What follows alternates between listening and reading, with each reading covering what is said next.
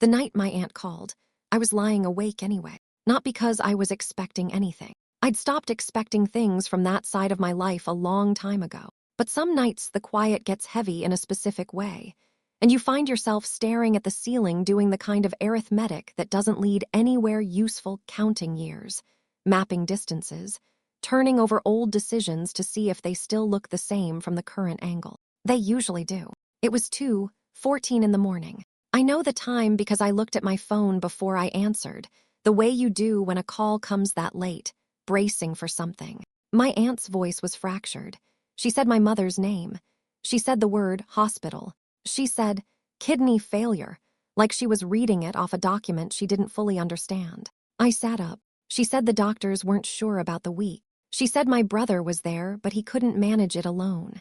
She said, and this was the part that lodged itself somewhere I couldn't dislodge, we didn't know who else to call. I held the phone for a moment after she stopped talking. I thought about the 15 years of silence, the relatives who'd stopped returning my calls, the family gatherings I hadn't been invited to, the story that had been told about me in kitchens, at dinner tables, at the kinds of family events I'd been quietly removed from, the story in which I was the son who walked away, who chose himself, who didn't care. I thought about my brother, who had told that story, who had shaped it and distributed it and tended to it for 15 years like something he'd planted and watered and was proud of. And I thought about how now, with the hospital bills arriving, everyone suddenly remembered my number. I said, "What hospital?" She told me. I said I'd be there. I hung up and sat in the dark for a moment. My wife was asleep beside me. She'd hear about it in the morning. She'd understand. She always understood more than I deserved, which is its own thing to carry. I thought, to explain what happened that night, I have to explain everything before it. I have to go back to the beginning, which is not where most people would think the story starts. I was the oldest. In most families, that means something specific. The first photograph, the most documented childhood, the one who got the parents at their most energetic and hopeful. In my family, it meant something different. It meant I was the one who understood earliest that things were difficult, because the youngest always gets protected from that understanding as long as possible. I started working when I was 16, not because I wanted to, not because it built character, though that's the story people tell afterward to make it sound like a choice. I started working because the money was needed and I was old enough to get it. My father was inconsistent, present sometimes, elsewhere often, the kind of man who meant well in the abstract and failed at the specific. My mother worked, but her income covered the essentials if the essentials were carefully defined. And there were many months where the definition had to be very careful indeed. I ran a paper route first, then a grocery store job after school. By 17, I was working 20 hours a week and giving most of it to the household. I didn't think of it as sacrifice. I thought of it as what needed doing. My brother Ryan was 4 years younger. By the time he was old enough to understand money, I was already the one supplying some of it. This created a dynamic between us that was almost invisible while it was forming, but became very clear once it had formed. I was the responsible one, which meant I was the invisible one.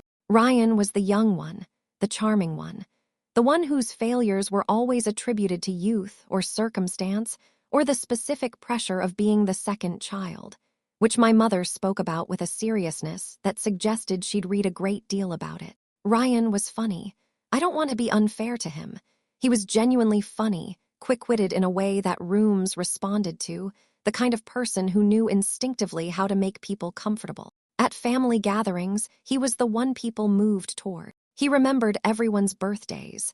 He made my grandmother laugh. He had a quality that I've spent years trying to name accurately, and the closest I've gotten is, he understood how to be liked, and he worked at it consistently, and it paid consistent dividends. I was not that person. I was competent. I was reliable. I showed up. But I didn't make rooms feel warmer, and I didn't remember to call on people's birthdays, and I didn't know how to translate what I actually felt for the people I loved into something they could easily receive. My mother used to say I was hard to read. She said it like it was a gentle criticism. She never said Ryan was easy to read. She didn't need to. He was the kind of person who made his feelings legible without effort, and she responded to that the way most people do, with warmth, with openness, with a particular kind of trust that is reserved for people who seem not to be hiding anything. He was hiding everything, but that came later. The favoritism was not dramatic. That's the thing about favoritism in families where the parent is fundamentally decent. It doesn't look like favoritism while it's happening. It looks like responsiveness. It looks like understanding the different needs of different children. It looks like recognizing that one child is struggling emotionally and requires more support. Ryan was always struggling emotionally. Or rather, he was always able to present as struggling emotionally, which is a different thing but produces the same result. He failed a class junior year of high school, and my mother paid for a private tutor for 6 weeks. I'd failed a class sophomore year. Different circumstances. The grocery job had taken hours I'd needed for studying. And my mother had sat me down and explained in careful terms that failure had consequences, and I needed to manage my time better. I managed my time better. Ryan failed the class again the following semester. My mother enrolled him in a summer program. It was expensive. I was working more hours by then, and some of what I contributed went toward that program.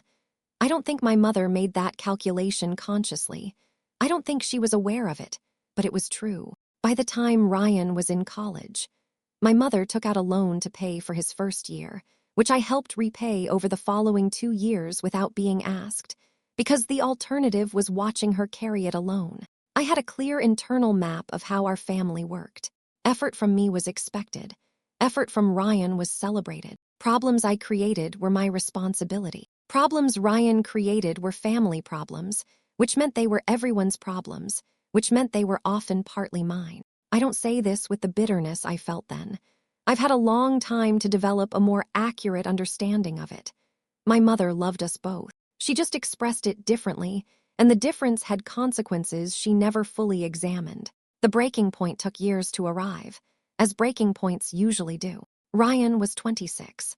I was 30. He'd had 3 jobs in 4 years, each one ending before he wanted it to, each ending attributed to circumstances rather than choices. He'd borrowed money twice from my mother and once, quietly, from a family friend who later mentioned it to me at Christmas in a way that made it clear the mention was intentional. He'd also, I learned in the spring of that year, taken out a small business loan using our mother's name. She hadn't known.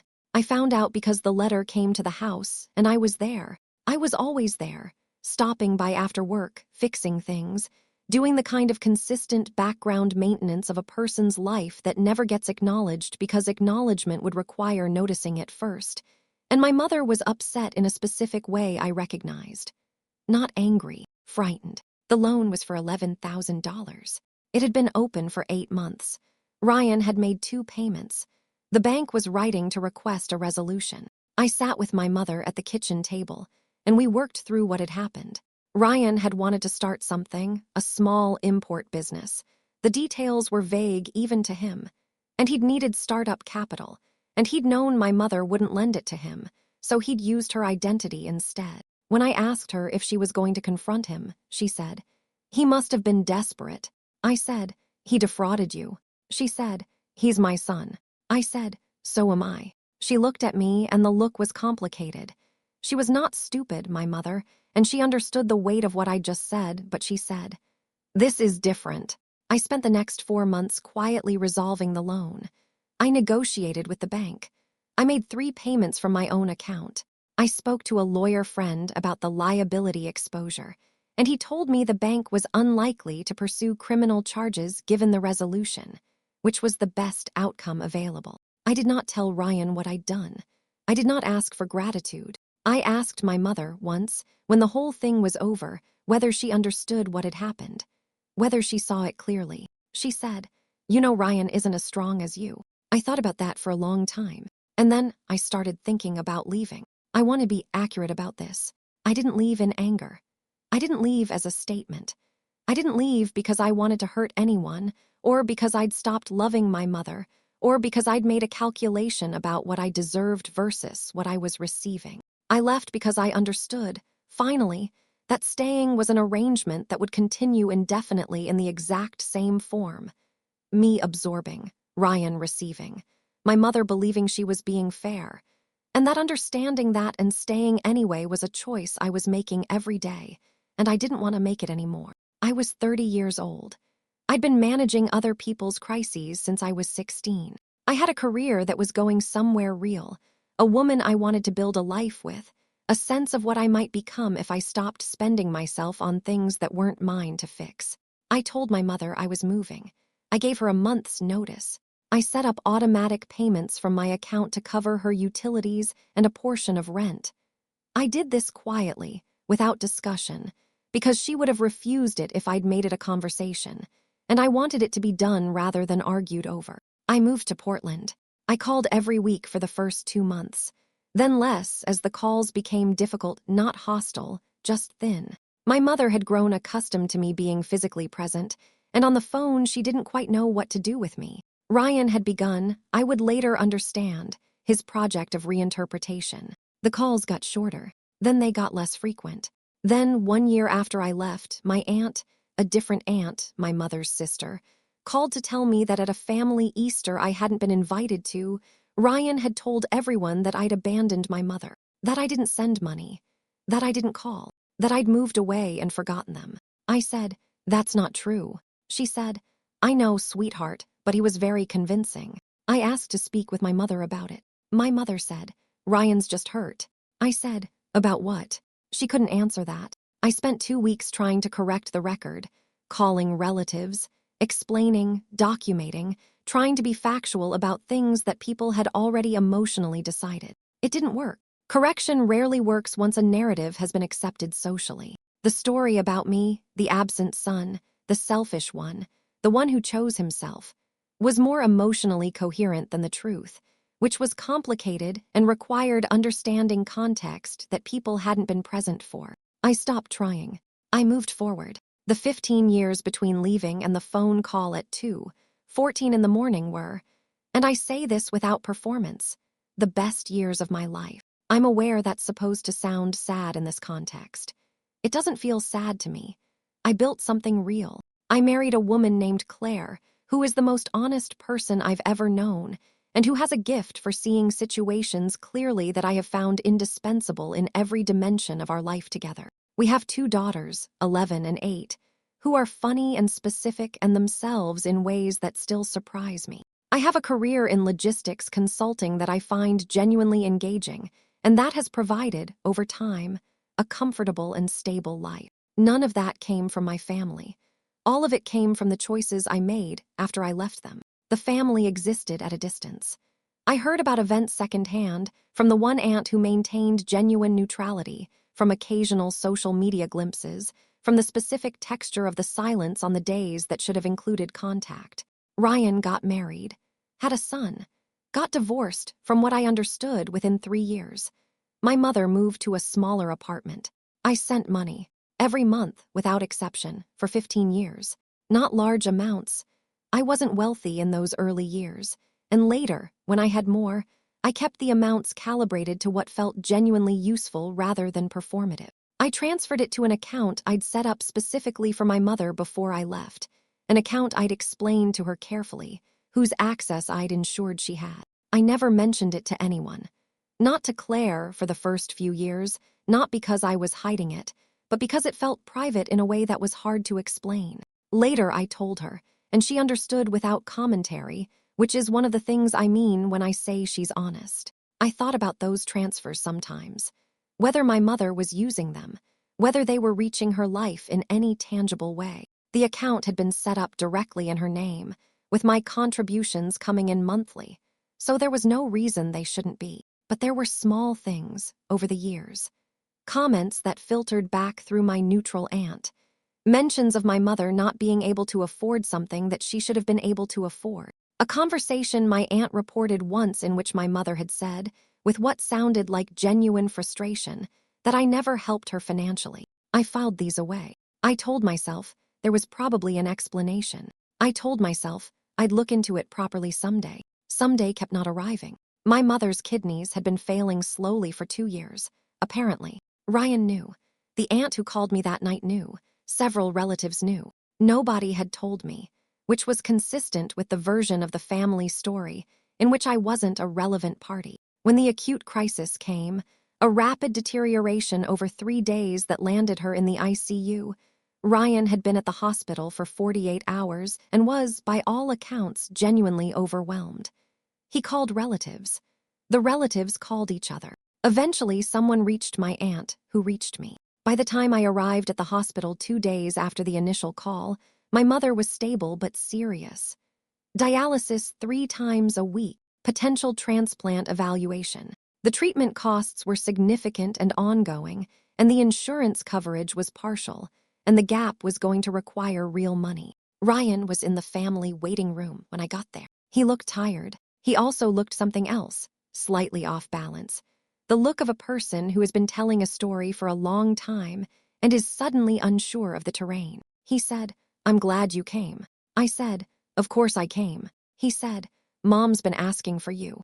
I said, "Okay." I went in to see her. My mother looked smaller in the hospital bed. I don't know why I expected otherwise. People always look smaller in hospital beds. But she had always been, in my mind, a substantial presence, not physically large, but emotionally dense, the kind of person who takes up space in a room through force of personality and history. In the bed, with the monitoring equipment and the IV line and the careful arrangement of pillows, she looked like a version of herself that had been reduced to the essentials. She saw me and her eyes changed. Not happiness, exactly. Something more complicated, relief and guilt, and what I recognized, because I knew her well, as the beginning of something she'd been carrying that was too heavy to continue carrying alone. I sat beside her. She said, "I didn't think you'd come." I said, "I'm here." She was quiet for a moment. Then she said, "Ryan said you've been very busy." I said, "I have 2 daughters and a full-time job, but I'm here." She said, "You never," she stopped, looked at her hands. "You never really helped after you left." I looked at her. I said, "What do you mean?"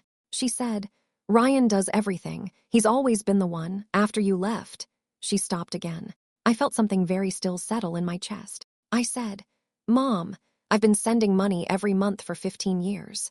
She looked at me. The expression on her face was not doubt exactly. It was the expression of someone hearing a claim that conflicts completely with their established understanding of reality, not disbelief, but disorientation. Like being told a room in your house that you've walked past every day doesn't actually exist. She said, "What money?" I said, "To the account I set up before I left, the one at First Regional in your name.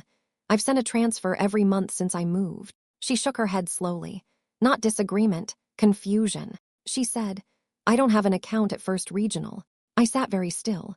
I said, "You don't?" She said, "No." I held that. I said, "Okay, rest, I'll be back tomorrow." I walked out. Ryan was still in the waiting room. He looked up when I came out. I looked at him for a moment. Then I said, "I need to make some calls." I walked past him to the elevator. I called Claire from the parking garage and told her what my mother had said. She was quiet for a moment. Then she said, carefully, "How much are we talking about total?" I did the rough math in my head. 15 years, monthly transfers. The amounts had varied over time, somewhere between $40,000 and $50,000. Claire didn't say anything for a moment. Then she said, "Come home tonight. Bring everything you have."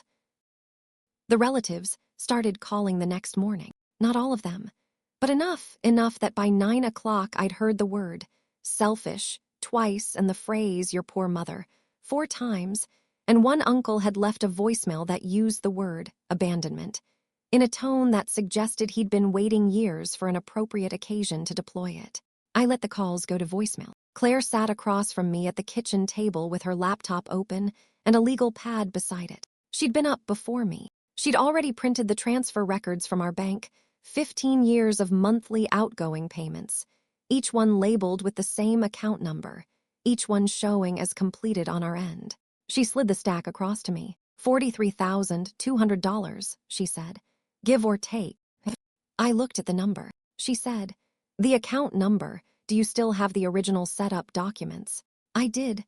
I'd kept them in a folder in our filing cabinet, the kind of low-level organizational habit that I'd developed in my 20s and maintained without thinking about it. I retrieved the folder. The account opening confirmation was there. First Regional Bank, the branch near my mother's apartment, account in her name, opened the month before I moved to Portland. Claire looked at it. She said, "We need to find out what happened to this account." I said, "I think I already know." She looked at me. I said, "Ryan had access to my mother's paperwork. He's always been the one who helped her with administrative things. Bills, documents. She trusted him with all of it." Claire was quiet for a moment. Then she said, "You need to be sure before you say anything." I know. Because if you're right, this isn't a family argument. This is a crime. I said, "I know." She said, "Do you want me to come with you?" I thought about it, then I said, "Not yet." The bank manager at First Regional was a careful woman in her 50s named Patricia, who wore reading glasses on a chain and spoke with the measured precision of someone who'd learned to be deliberate after decades of conversations that had gone wrong. I explained the situation as factually as I could. I had an account I'd opened in my mother's name 15 years ago. I'd been sending monthly transfers to it. I needed to understand the account's history. She pulled up the records. She was quiet for a moment. Then she said, "The account was closed 8 years ago." I said, "Closed by whom?" She checked. She said, "The authorized signatory." I said, "My mother." She said, "The account had 2 authorized signatories when it was opened. Your mother and," she read the name, "a Ryan Calloway." I sat very still. She said, "The closure was initiated in person, at this branch, by Mr. Calloway acting under the secondary authorization." I said, "And the balance at closure?" She checked again. She said, "After the final withdrawal, the balance was $12.40, which was the minimum required to close without a fee." I said, "What happened to the funds prior to closure?" She looked at me for a moment, a professional, careful look, the look of someone assembling context quickly. She said, "Mr. Calloway, I can see the transfer history. There were regular incoming deposits from an external account, consistent, monthly, and there were regular withdrawals. The withdrawals were made," she paused, "almost entirely by the secondary signatory."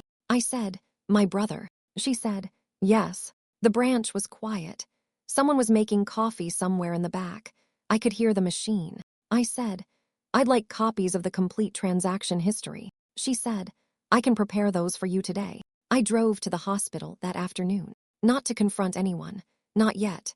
I wanted to see my mother, and I wanted to understand what she knew and didn't know before I did anything that couldn't be undone. Ryan was in the waiting room again. He'd been there most of the day, from what the nurses said, present, visible, the concerned son in the plastic chair, which was consistent with everything I'd ever understood about how he operated. Visibility was the thing, the performance of presence.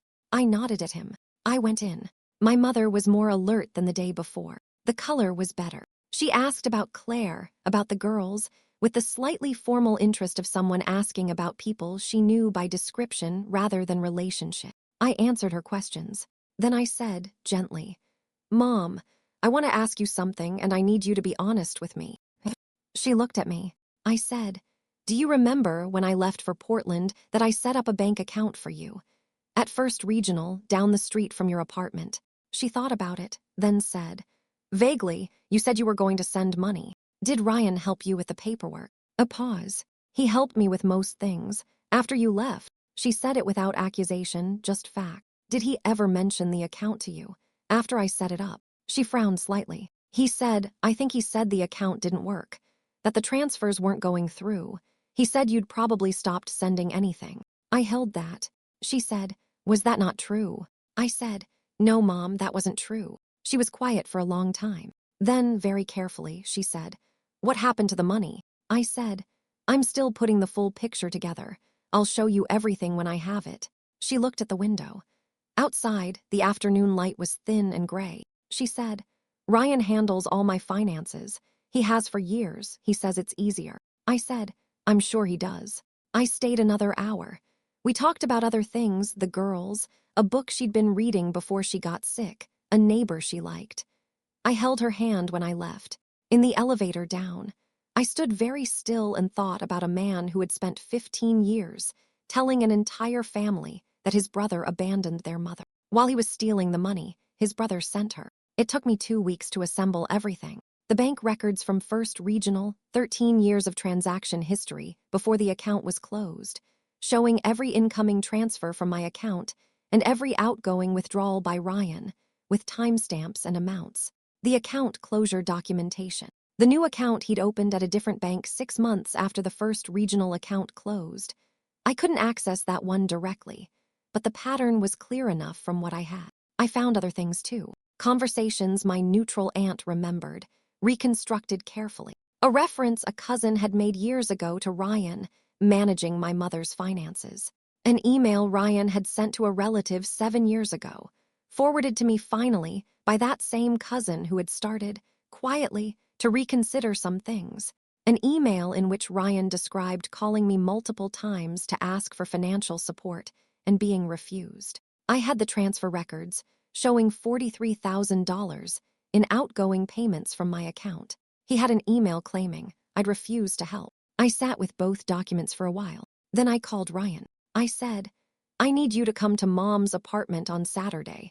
There are some things we need to discuss as a family." He said, "What things?" I said, "Financial things. I'd like everyone there." A pause. He said, "Sure, of course." His voice was careful. He was smart enough to know that something had shifted, not smart enough yet to know how completely. The family meeting was at my mother's apartment on a Saturday afternoon. My mother was home from the hospital by then, discharged with a strict dialysis schedule and a list of follow-up appointments that I'd already organized and that Ryan had agreed to help coordinate.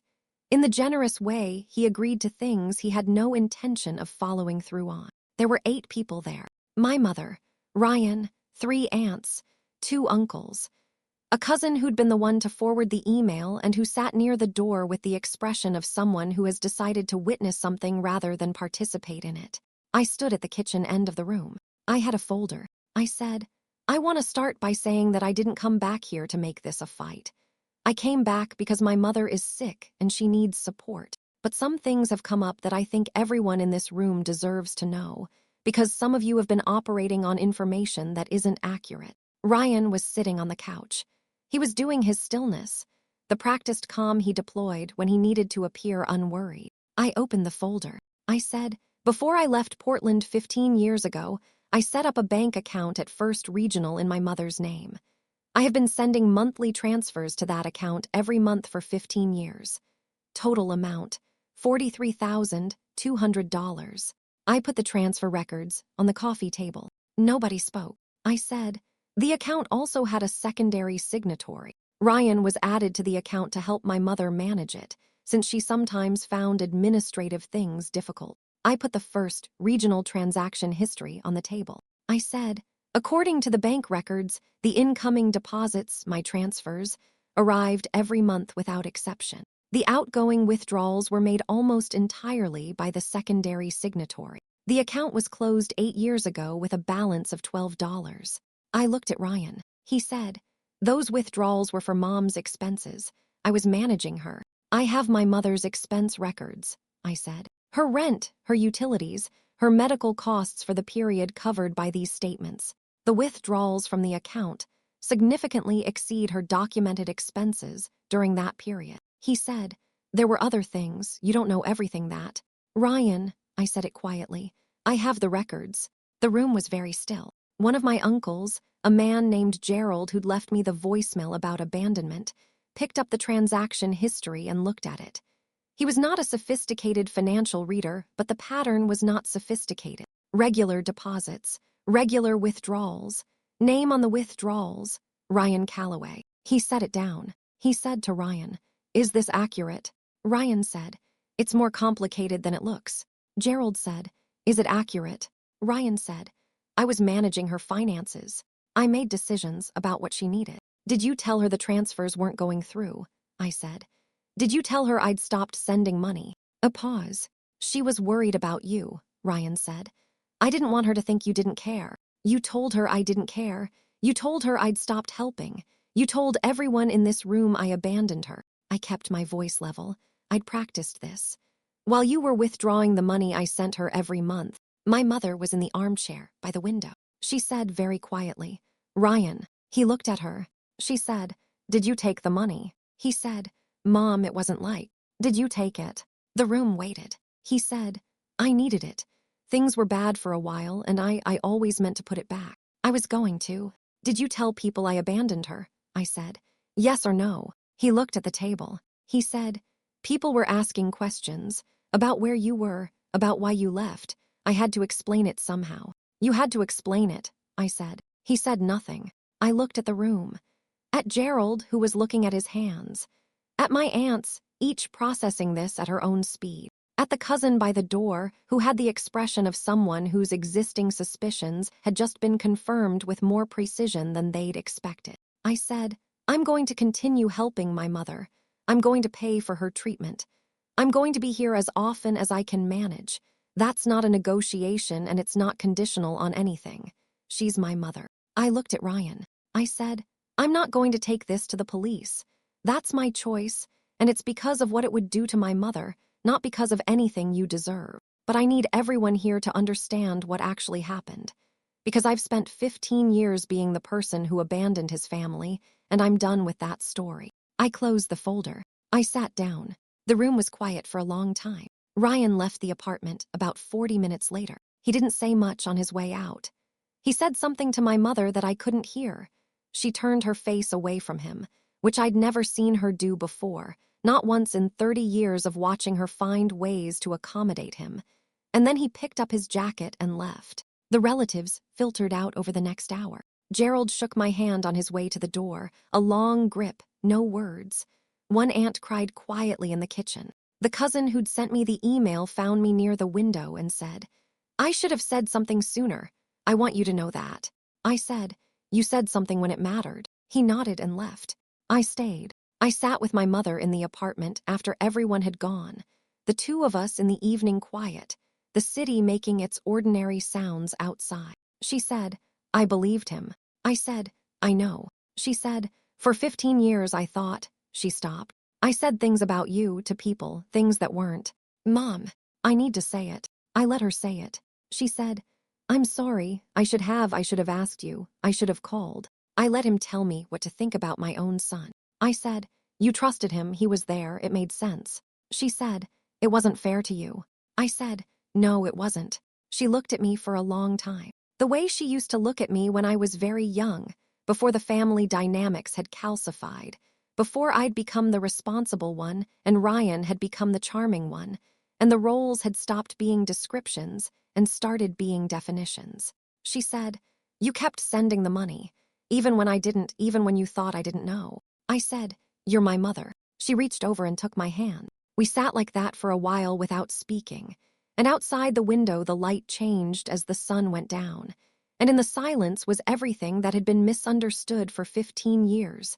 Not resolved, not erased, but finally in the same room with both of us at the same time. The final months were not what I would have designed. They were not a redemption arc, clean and satisfying. They were medical appointments and dialysis schedules, and the particular exhaustion of watching someone you love exist in the narrow corridor between sick and sicker. They were phone calls and logistics, and the administrative weight of serious illness, which is enormous and invisible until you're inside it. I flew in every 3 weeks, sometimes more. Ryan came twice in the first month after the family meeting, then once, then not at all, which surprised no one who had been paying attention to the pattern of his life. My mother noticed. She didn't say much about it directly, but I could see her recalibrating, going back through years of events and conversations, holding them up against what she now knew, finding new shapes in things she'd accepted as settled. It's a particular kind of pain, that recalibration.